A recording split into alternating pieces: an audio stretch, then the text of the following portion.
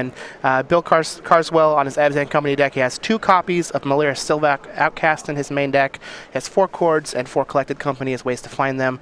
So there's a good chance that Todd is going to try and get there the honest way with 20 points of regular damage. Yeah, this, depending on how this plays out, this could be really rough. If Todd has a really explosive and fast draw, he can still win the game, but if the game starts to drag out a little bit and Bill is able to find Malira, Todd basically has 1 Dismember in his whole deck to be able to kill that Malira. Otherwise, he will not be able to kill Bill with infect damage. So we've got Bill's going to start off here with a Temple Garden and a Birds of Paradise. Todd's also going to have a 1-drop off his breeding pool with a Glistener Elf. So let's see where Bill can go. Once we get into that 4 mana plus stage is where his deck really starts to hum, Collected Company and all his efficient creatures. So we've got an Anafenza, Kintree Spirit off of his Birds of Paradise and Temple Garden, which is one part of the infinite life combo that this deck actually has. Yeah. Also just kind of a decent card to play early. I mean, this is a good card for generating momentum. You get it early. I mean, Bill's deck is all creatures, so every time he plays something, he's going to be able to get one of those triggers. And like I was saying before with Malira being so good, one of the things that's great about this Abzan Company deck is it plays Collected Company. So it's going to be able to find that frequently, and when it finds 2 creatures, it gets 2 triggers off the Anafenza, which is really sweet. So it looks like we've got a Blighted Agent for Todd, and Bill has just got that natural Orzhov Pontiff on turn 3. So just 2 for 0 his opponent, since he does get to keep the 1/1. He actually gets to bolster, so now it's a 2/2. Wow. Get in for some damage and pass back. I think that was a blowout. I think that was a good opportunity for us to go, oh no way! That was pretty good. However, Todd just gets to reload here with an Inkmoth Nexus and a Blighted Agent. So even though that was quite the blowout for Bill, he could still die next turn. And isn't that scary? Yeah, I mean, that's one of the things that's good about the Infect deck is it really only needs 1 threat. You know, playing 2 threats and having them die isn't actually the worst thing in the world so long as you have 1 threat, because he just wants 1 threat and pump spells. So this is pretty rough for Bill. All he has is a Birds of Paradise and a Scavenging Ooze. He's going to get a couple bolster triggers, but he did not have the 4th mana to try and fire off some Collected Company to see if he can find a Malira, and he is actually at risk to die this turn with that Blighted Agent. Yeah, well, the good news for him is he's definitely going to be able to cast Collected Company next turn, and given the fact that Todd has already been 2 for 1, you know, it's probably unlikely that he's actually going to cobble something together, but we'll see. Now, it looks like Todd has picked up a copy of Twisted Image, which would have been nice to clear out the way for that Inkmoth Nexus. Had that other Birds of Paradise not get a bolster to become a 1/2 instead of a 0/1. Yeah, not only has Anafenza made it so that a Twisted Image won't kill its Birds of Paradise, but this Anafenza, which was a 2-mana 2/2, essentially has added 3 additional power and toughness onto the board. So in a roundabout way, it's almost like a 2-mana 5/5, which is quite impressive. Yeah, I mean, I play 2-mana 4/5s all the time, but 2-mana 5/5s are pretty rare. Yeah, So Todd's just going to lay a Windswept Teeth, and he's still thinking about his turn. He doesn't have double Might of Old Krosa or something like that, otherwise I'm sure Bill would just be dead, because Todd's pretty quick with this deck. So I think he's trying to figure out what's the best way to eke out as much damage as possible here. If he does have a pump spell, I actually do like attacking with his Inkmoth Nexus to try and get that Birds of Paradise off the board and keep him off 4 mana. Yeah, I think that could be good, but I guess Todd seems like he's just valuing using that mana for other things. So looks like we've just got a Spellskite out of Todd. Bill's going to untap here, and now that he does have 4 mana, we might see some big things if he happens to have Collected Company in his hand. Even if he doesn't, he still has a pretty formidable board. Just 3 2/2s, a couple 1-power flyers. He definitely can end this game in 2 or 3 attack steps. Yeah, the pressure's really on Todd to develop an offense and close the game out quickly. Again, similar to what we were watching with Jeff Hoogland's deck, the Kiki Core deck. It's similar in the sense that it's going to be able to clog up the board and win a longer game if it gets to that point. So we're going to see Bill's going to lay a Temple Garden here, untapped. Might as well take the 2 damage. It usually doesn't matter against these Infect decks. And let's see what he's got. So we're not seeing a Collected Company, but we do have a Voice of Resurgence. Coast is clear for Todd here at this point if he is able to get something going. Hopefully he's doing this in response to the Voice of Resurgence. Yeah, it seems so. And he's really just doing that just to cycle. He knows that that Twisted Image isn't going to do anything else. Now, it looks like he did pick up a copy of Vines of the Vastwood. In fact, he has 2 copies of Vines of the Vastwood. So if he is able to cobble together a 4th green source here, and Bill doesn't really have a way to interact with that Blighted Agent through those Vines and the Spellskite, He's actually dead. Yeah, that was a real heads-up play on Todd's part to use that twisted image just to cycle. He knew that he wasn't going to get any real value out of it, and so he also knew that he needed to end the game quickly. So it was really, he just wants to dig deep, and he wants to have the cards he needs to win on the following turn, and he knows he's not going to get them. Absolutely. With a twisted image in his hand. So it looks like the Anafenza trigger from the Voice of Resurgence went onto the Anafenza itself. We're seeing an attack with the Pontiff, the Scavenging Ooze, and the Anafenza. Ooze is going to eat a creature, going to get through 6 damage to Todd. He's going to get a tapped green source here. So I'm hoping that he has a green source in his hand to be able to finish out this game. Otherwise, I wouldn't really have fetched. Yeah, I would assume that he's got one in his hand. He's playing pretty fast, so maybe he just has it. He might actually have a... Well, there's a Wooded Foothills, so either he had it, GG! Doesn't matter. He's right on top. Yep. So we got a Wooded Foothills is going to fetch. He's just going to show him 2 copies of Vines of the Vastwood. Kicked, +4/+4, +4/+4. It looks like his last card wasn't Misty Rainforest, so he did have it. Yeah. So that's really good for Todd. Things may be getting a little bit worse in the sideboard. Bill has a lot of really good cards against Todd, specifically Melira, and a lot of good ways to find them. So Todd, being the aggressive linear deck that's easy to hit out, he really wants to steal that game 1, and he's done just that. So this is one of those games where we see a great play from Bill using that Orzhov Pontiff to take out both of Todd's creatures, leaving them with absolutely nothing. And very easily Todd was able to reload with just an Inkmoth Nexus and a Blighted Agent and win solely off of those cards. Yeah, a lot of that has to do with just the fact that Todd really only needs 1 creature to live. As soon as he has 1 creature alive, then all of his pump spells are live.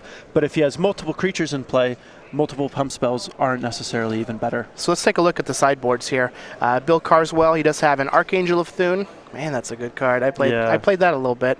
We got a Linvala, Keeper of Silence, Anafenza the Foremost, the other Anafenza, Aven Mind Sensor, 2 Fulminator Mage, a Spike Feeder to combo with that Archangel, an Abrupt Decay, a Kosali Pride Mage, 2 Burrenton Forge Tender, 2 Path to Exile, and 2 Thoughtseize. So what do you think Bill's going to do here against Infect?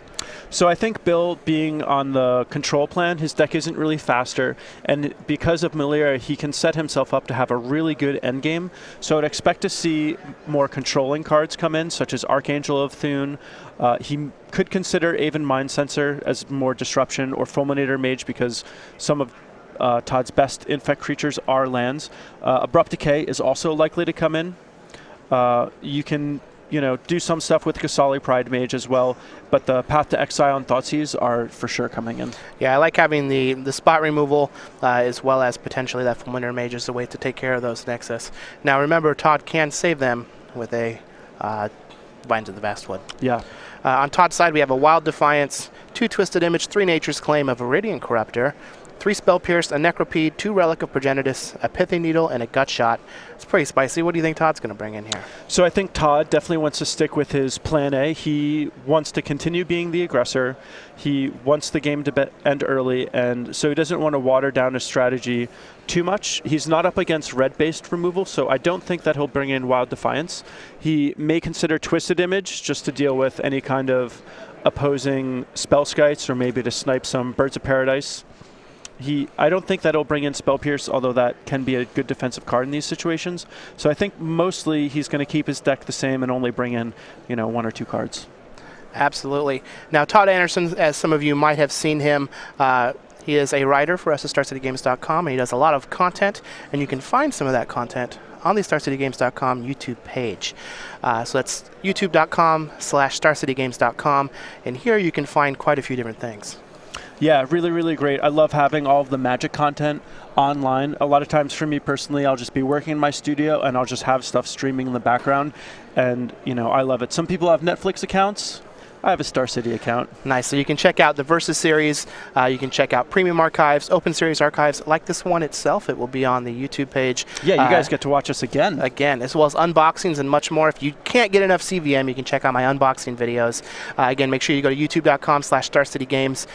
Subscribe to the channel. It's absolutely free. You get notified when new things get posted. It's a pretty sweet service. Yeah, super sweet. So we come back here for Game 2. Todd Anderson on Blue-Green Infect is up a game against Bill Carswell, who's playing Abzan Company. Both players are 5-0, looking to make it to 6-0 on the day and giving them a good shot to make it into Day 2 with a great record and then make a run at the top 8 of this thing. Yeah, for sure. And even though this is kind of a dicey matchup for Todd, the fact that he was able to win game 1 is really a big deal. Normally, if you just ask me in the dark who is favored, I would say the Abs and Company deck is favored. But given this situation, I'd say Todd's probably favored to take this. Yeah, that's one of the things about these combo decks. Blue-Red Twin, Blue-Green Infect, Living End, Amulet Bloom. Like, there are all these great cards, some even in the main deck that people have against you. They can blank you. But you're such a dedicated strategy, and it's so powerful. Sometimes it just doesn't even matter. You kill them before it's relevant. Yeah, or you just are more likely to win game 1 because they don't know what you're playing. They don't know what hand to keep or mulligan based on your archetype. And then if you can just steal game 1, then even if they do have really good hate for your deck, you can just sneak one by in either game 2 or 3. Absolutely. So it looks like we got a mulligan going on, and we'll take that time to learn about the handsome Todd Anderson. He's 29, so handsome. Lives in Roanoke, Virginia. A little less beard there in the picture. We should probably get a new one. Career highlights: he has 3 invitational top 8s, 1 win, the 2012 season 3, 26 open top 8s with 6 wins. He is currently the all-time leader in open top 8s. I know I have at least half that many, which still makes me feel good. We do have 4 GP top 8s. He does have the most open series top 8s of all time. He's married to Callie Anderson, the first woman to win an open series. They were playing the exact same deck, and Todd beat her in the top 8, which is pretty sweet. Yeah. Or she beat Todd in the top 8. That number of top 8s is just unreal. Yeah, he's a good. powerful wizard. Yeah. So we do see Bill here is going to lead off with a Verdant Catacombs fetching out, and Temple Garden take a little bit of damage that's not really relevant. Play a Birds of Paradise and pass the turn to Todd, who's just going to go Pendelhaven, Glistener Elf. We got a clock. What you going to do? Yeah, also got a pump spell on the board. Pendelhaven's a really sweet card. So looking at Todd's hand as he flashes through, it looks like there's an Inkmoth Nexus. Maybe Gataxian Probe, see if something's clear. But we do have Malira Silvok Outcast on Bill Carswell's side, and this is a card that is very good against Infect. Yeah, serious rut row. So we see Malira here, 2 mana, 2/2. You can't get poison counters. Oops. Creatures you control can't have -1/-1 counters on them, and creatures your opponent control lose Infect. So not only does Bill have a Malira on the battlefield along with 2 Birds of Paradise, but he also has a Gavany Township as one of his lands. Yeah, this is going to talk about Snowball. That can end the game quickly. Yeah, this is going to be an uphill battle for Todd. He doesn't really have a path to beat Bill quickly, and Bill has a path to take over the game. So Todd now did attack with his Glistener Elf, pumped it, made it a 2/3 regular damage. So he did fetch Shock. That is going to be relevant this game, potentially down to 13. Become Immense is still +6/+6, and either way you slice it, that's a lot of damage, whether it's Infect or not. Oh, wow. And is this just game right here? That's a Murderous Redcap, a Seer, and a Malira. GG! We did it! Man. All right, so that is just game. And on to the next one. Yeah. Well, this is fun.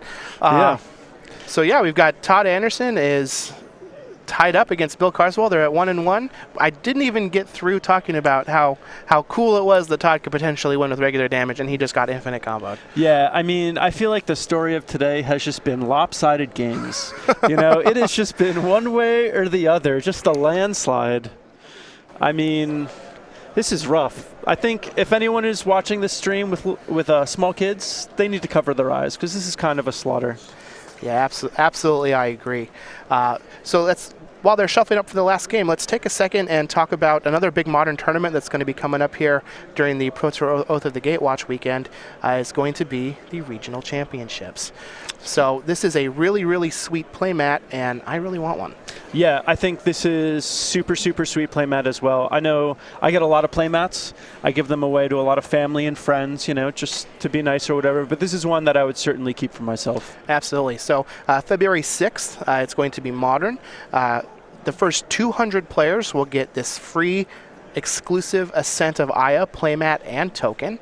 You can go to go.starcitygames.com/regionals to find out where the regionals in your area is located, as well as the information on the venue and ways that you can pre-register, which is something you definitely should do if you want to get this. The first 200 will get it, and this is a really, really sweet playmat.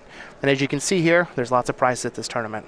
Yeah, in particular the Star City points. Those are hard to come by this year. Hot commodity. Hot commodity, very valuable. Everybody wants them.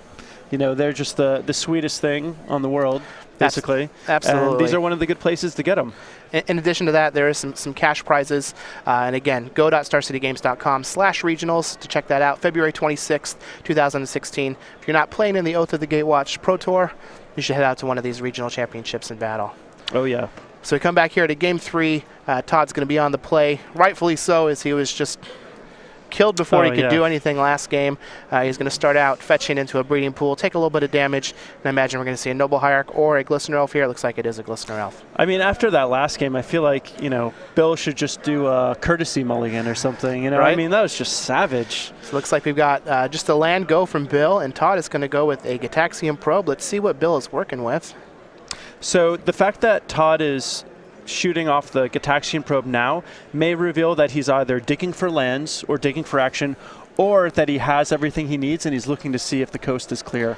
And it looks like the coast might be clear. We've got a Voice of Resurgence, an Eternal Witness, Court of Calling, Razorverge Thicket, a Plains, a couple other green cards that don't look like they're actually going to kill that Glistener Elf. So there's a good chance Todd does some poison damage here coming up. Looks like he does have a land in his hand, but it is a Dryad Arbor. This Noble Hierarch is going to give the Glistener Elf Exalted, get in for 2 damage. He's going to play a land and pass, and Todd definitely looks like he has a pretty good board presence here. Bill doesn't have much going on, and his hand didn't really have too much going on, unless one of those green cards we couldn't see was Malera. Yeah, I think that Bill's hand looked like it was really powerful, but maybe a little slow. The Voice of Resurgence is going to do a good job if it comes down this turn in buying Bill a little bit of time, but Todd is definitely basically in striking range at this point. He's going to be able to sort of have his way with Bill on these opening turns. Yeah, just a couple pump spells and this game is over. Now it looks like Todd actually does have the Dismember in his hand, so even if Bill is able to assemble together that Malera, Todd does have an answer for it, which is really important. Yeah, for sure. It'll be interesting to see what Todd does here, because he doesn't really want to attack right into the Voice. At least I don't think he does, because the back half of Voice is almost as good as the front half. So we'll have to see how much he values his one Infect creature on the board. He has another one in hand, so he may not actually value the one on the board that much. Yeah, he also has a handful of Pump. He does have a Twisted Image, so any Birds of Paradise or Spellskite that Bill happens to cobble together is just going to get killed pretty quickly. But that Become Immense is a pretty big game.